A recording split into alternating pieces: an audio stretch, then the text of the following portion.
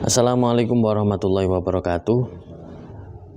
Sahabat-sahabat sekalian, setelah kemarin pada episode yang pertama saya menjelaskan tentang biografi Ibnu Sina pada masa kecil, kemudian masa belajarnya, sampai pada akhirnya dia fokus di ilmu kedokteran dan kemudian bisa menyembuhkan ibunya, menyembuhkan tetangganya, dan menyebabkan menjadi orang yang terkenal, sehingga ia pun diundang ke kerajaan Bukhara dan berhasil menyembuhkan rajanya. Karena berhasil menyembuhkan rajanya di Bukhara itu, di Uzbekistan ya kalau sekarang di Bukhara itu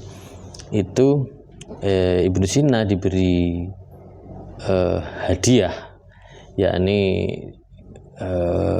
memiliki akses ke perpustakaan kerajaan, sehingga Ibnu Sina mendapatkan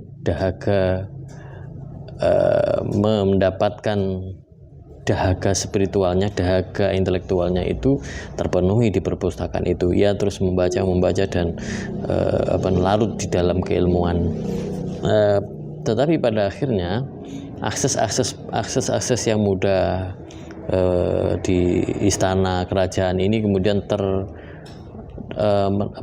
kemudian dibatasi ketika terjadi pergantian politik yang ada di Bukhara. Ada banyak perseteruan politik, sehingga kemudian menyebabkan Ibnu Sina ini memutuskan untuk pindah kerajaan. Terlebih-lebih ayahnya meninggal dunia. Ia kemudian pindah dari Bukhara menuju ke sebuah kerajaan yang namanya Gurgan ya. Gurgan ini terletak, kalau sekarang ini berada di negara Turkmenistan ya. Turkmenistan. Ia berada di sebelah utaranya Iran kalau sekarang ini. Yang menarik di kerajaan Gurgan ini, negara Gurgan ini diperintah oleh seorang raja yang namanya Ibnu Ma'mun, dan perdana menterinya namanya Suhaili. Ia sangat konsen terhadap ilmu pengetahuan dan sangat menghargai ilmuwan besar. Biasanya para ilmuwan besar ini, ilmuwan hebat yang ada di berbagai jazirah ini datang ke situ, kemudian akan diangkat menduduki kedudukan yang strategis di kerajaan itu. Tetapi seperti biasanya ini juga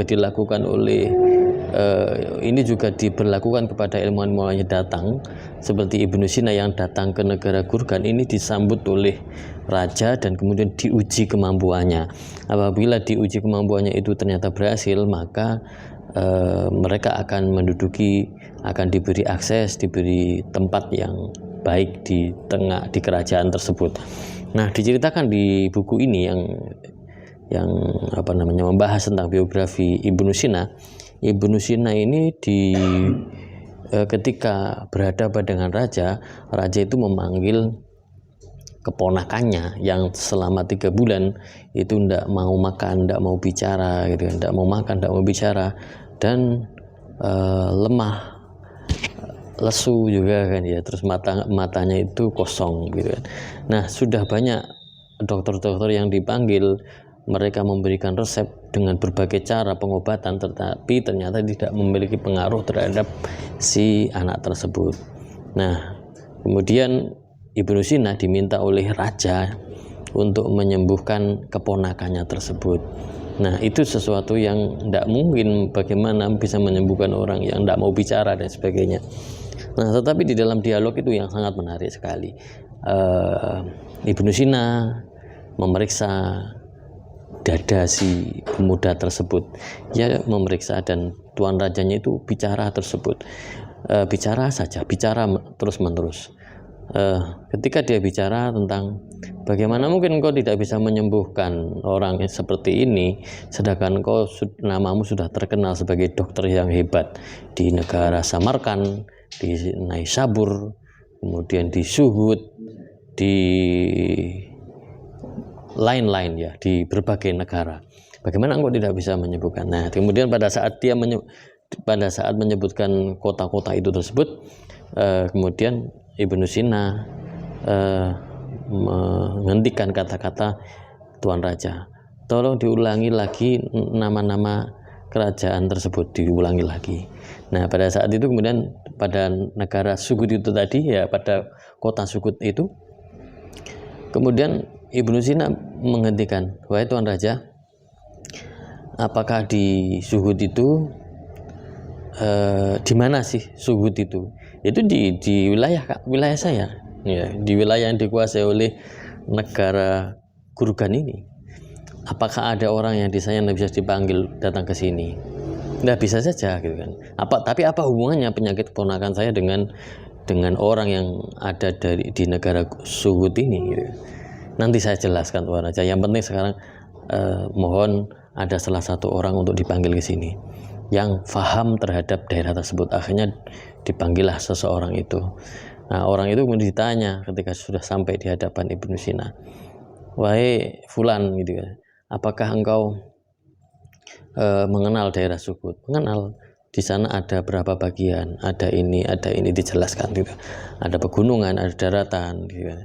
Nah, ada berapa kakak yang ada di sana, nama-namanya siapa saja. Itu kemudian dijawab oleh seseorang itu tadi. Terus tapi kemudian dia tanya, apakah engkau punya anak? Punya. Berapa? 2. Namanya siapa? Yang satu laki-laki namanya Usman, yang kedua namanya Latifah.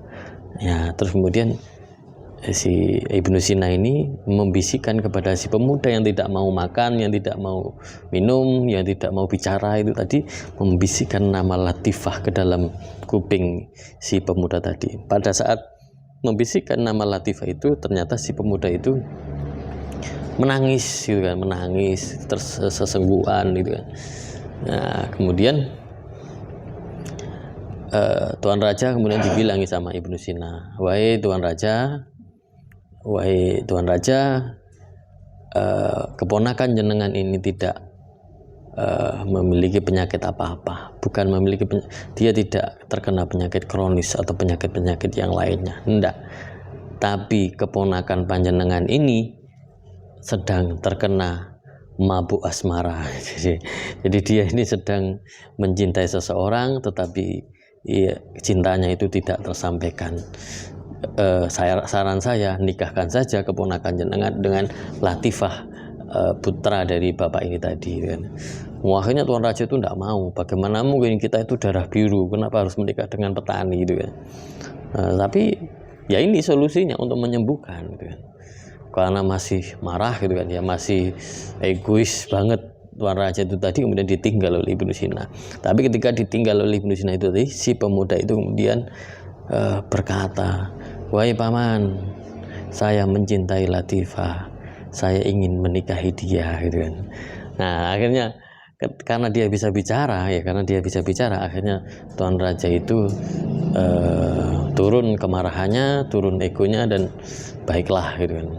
Kemudian si Ibnu Sina karena berhasil menyembuhkan keponakannya itu tadi, akhirnya Ibnu Sina ini ya satu diangkat juga menjadi dokter kerajaan, dan yang kedua dia diangkat menjadi pemimpin rumah sakit yang ada di kerajaan Gurugan. Nah, ini ceritanya akhirnya si Ibnu Sina ini berhasil masuk ke kerajaan Gurugan dan menjadi orang penting di sana, dan hari-hari berikutnya Ibnu Sina menjadi seorang dokter yang menangani berbagai penyakit-penyakit yang ada di Gurugan.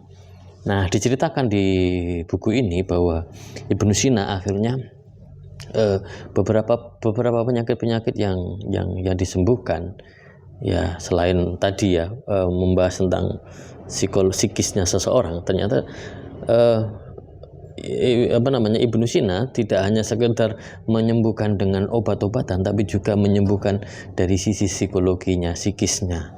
Ini luar biasa. Bahkan pada saat di Gurugan ini, Ibnu Sina menemukan sebuah pengobatan kalau sekarang ini memakai listrik. Jadi ada orang yang ada seseorang yang lumpuh, kemudian menggunakan listrik, dan listriknya ini tidak, kalau sekarang banyak listrik, kalau dulu listriknya ini berasal dari belut ya. belut itu sedang bergerak, nah itu menghasilkan aliran listrik, kemudian dihantarkan melalui logam-logam, dan logam ini kemudian distrumkan ke seluruh tubuh pasiennya dan kemudian sembuh. Dan jadi luka-luka orang yang saraf-sarafnya itu mati itu bisa disembuhkan oleh Ibnu Sina, dan ini merupakan penyembuhan yang sangat revolusioner yang ada pada masa itu, ya.